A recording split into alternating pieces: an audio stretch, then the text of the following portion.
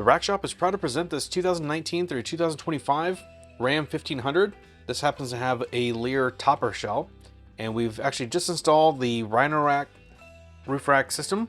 That includes the Rhino-Rack tracks, which are the RLT600, 63-inch long tracks, the Vortex Aero 59-inch load bar, which will actually be being replaced with the sports bar. So look for that upgrade coming soon, if not already out. And the RLT600 foot pack with the locks included and quick release feature.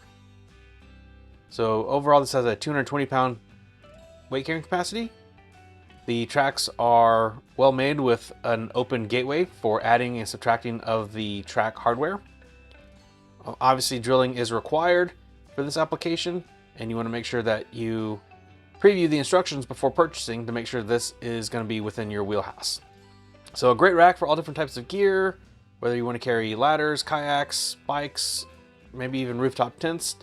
You want to check with the topper manufacturer for their specified weight capacity and use the lower of the two numbers. So there's been a quick walk around and look at this vehicle. For more details, pictures, or to purchase this complete system with a couple clicks, please visit the link in the description below. And that's going to be it for this one. But like always, thanks for watching.